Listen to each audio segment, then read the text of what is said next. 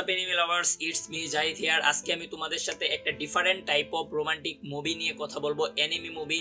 সেটা হচ্ছে একটা 5 বছরের বাচ্চা মেয়ে যার নাম হোতারু, তার সাথে একটা আত্মা মানে স্পিরিটের প্রেমের সম্পর্ক যার নাম গিন। সো এই সম্পর্ক বা এই স্টোরিটার উপর বেস করে 2011 সালে রিলিজ করা হয় জাপানিজ এনিমি মুভি হোতাবরি নো মোরি, যেটার আবার ইংলিশ নাম হচ্ছে into the forest of firefly light. তো এই মুভিটা একটা out of the box romantic story, মাত্র 45 মিনিটের রান টাইম।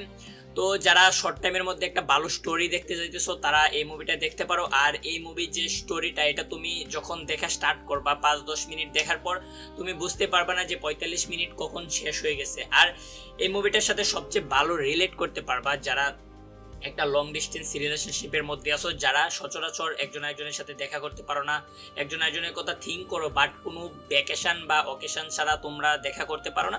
তো মুভিটার মধ্যে হোতারো আর গিন ওরা জাস্ট সামার টাইমে দেখা করতে পারে। মানে প্রত্যেক বছর যখন সামার আসে তখন হোতারো ওদের গ্রামে ওদের আঙ্কেলের বাসায় যায়, তখন ওই আত্মাটার সাথে ওই আঙ্কেলের বাসার পাশে একটা জঙ্গল আছে, ওই জায়গায় শুধু দেখা করতে পারে।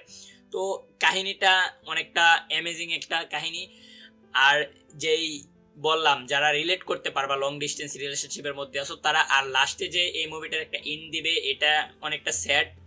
যারা মনে করো কাউকে হারায় ফেলছো লাইফ থেকে, মানে দুইজনই চাইতা যে একসাথে থাকতে বা তোমাদের যে টাইমটা স্পেন্ড হইতেছিল লং ডিস্টেন্সে সেটাতে তোমরা হ্যাপি ছিল, বাট সাডেনলি একজন একবারে হারায় গেছে লাইফ থেকে। তো এরকম স্টোরি যাদের লাইফে আছে ওরা আরো ভালো রিলেট করতে পারবা এটার সাথে।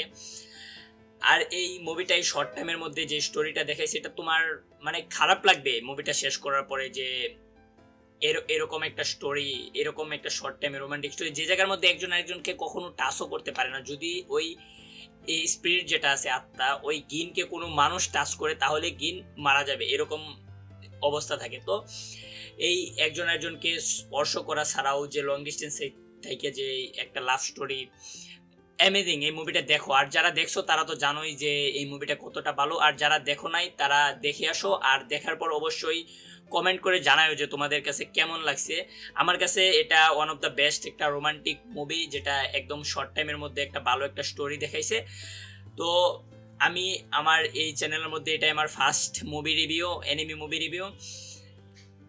এই চ্যানেলের মধ্যে আমি next time anime movie review, anime review আর মাঙ্গা এক্সপ্লেন করার ট্রাই করবো। সো যারা এই টাইপের কন্টেন্ট লাইক করো তারা এই চ্যানেলটা সাবস্ক্রাইব করে পাশে থাকতে পারো। আর যারা এই মুভিটা দেখো নাই গাইজ, দেখো, it's a really amazing. So bye bye আজকের মতো।